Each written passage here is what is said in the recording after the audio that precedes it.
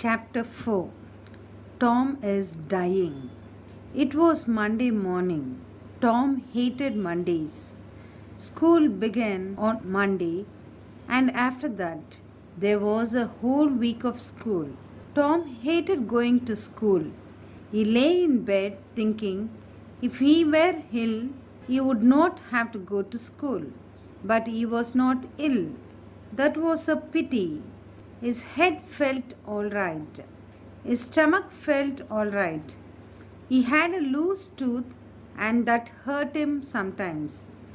If he told his aunt about it, she would pull it out at once. No, he could not stay at home for his tooth. What could he do? Then he remembered something. A week before, he had cut his toe. Perhaps it was poisoned. If it were poison, that would be serious. That would keep him at home. Tom began to groan. He groaned louder and louder. Sid did not wake up. He groaned louder still.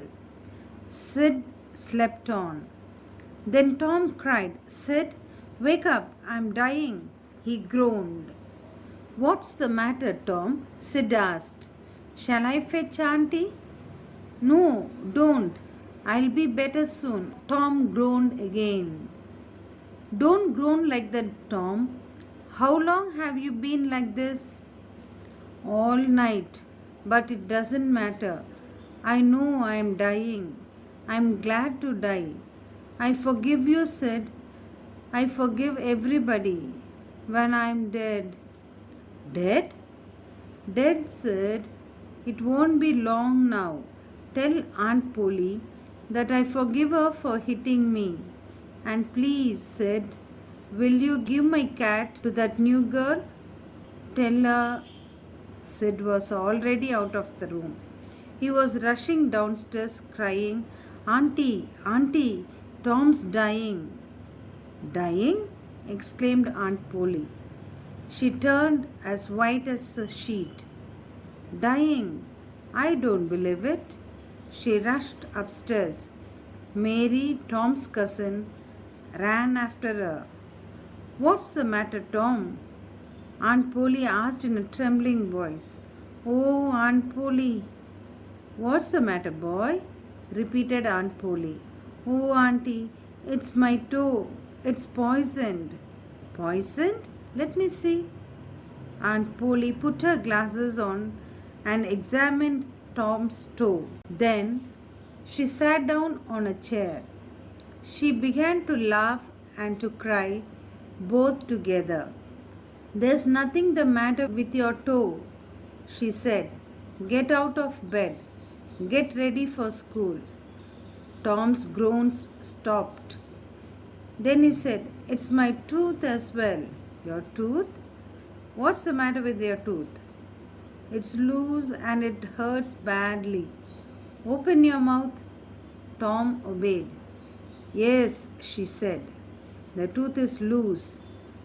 But that won't kill you. Mary, fetch me that strong thread and lump of hot coal from the fire." "Oh," cried Tom, "don't pull it out. It doesn't hurt now.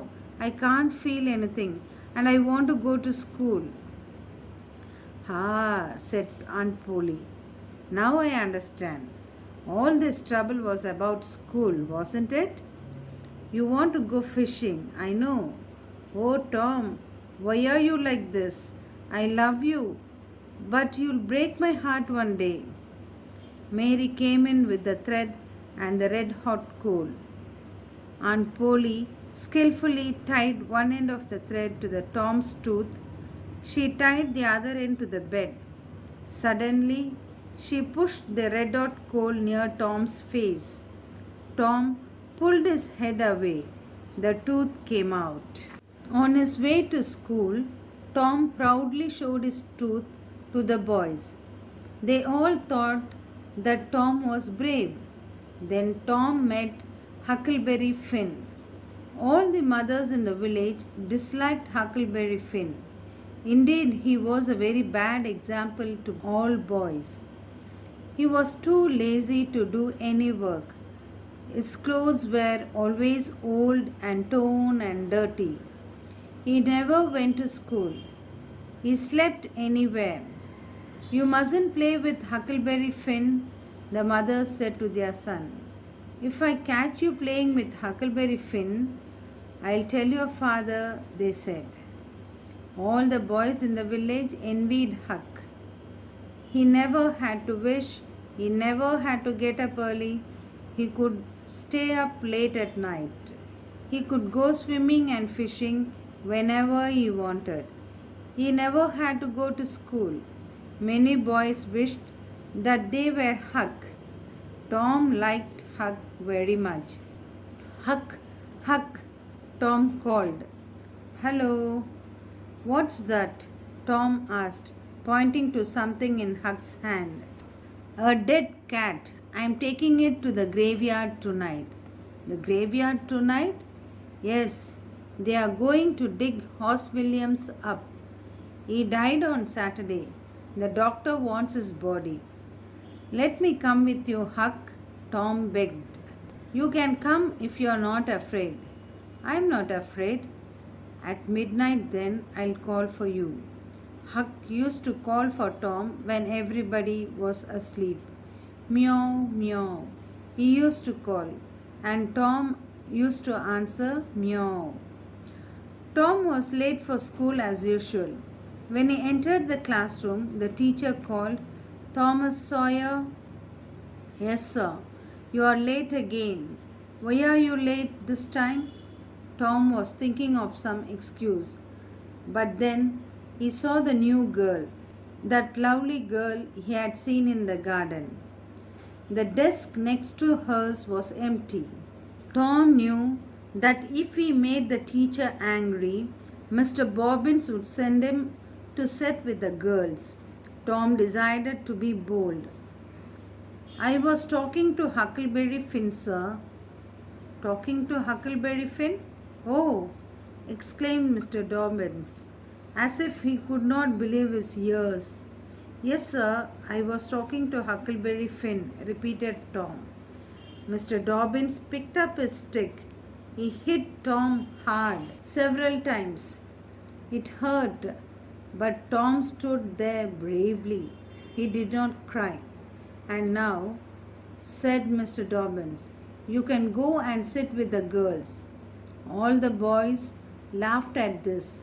Tom walked sadly to the girls' side of the class. He sat down in the desk next to the new girl. He was very happy, although he was looking so sad. Tom looked at her. She turned her head away from him. He put an apple on her desk. She pushed it back to him. Tom put it back again. She sat there looking at it. Then Tom began drawing. After a time she whispered, Let me see. Tom showed her his drawing. That's nice, she said. Can you draw a man? Tom drew a man. That's very nice, she said. Can you draw me?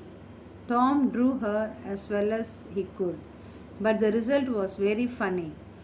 That's lovely, the girl said. I wish I could draw. I'll teach you, Tom said. When? She whispered. After school, he whispered back. What's your name? Tom then asked. Becky Thatcher. What's yours? Oh, I know, it's Thomas Sawyer. That's my name in school. My real name is Tom. That's a nice name. At that moment, a strong hand pulled Tom's ear hard. Mr. Dobbins pulled Tom up by his ear. He led him to his own desk on the other side of the room. The whole class was laughing loudly. Tom's ear hurt him, but he felt very happy.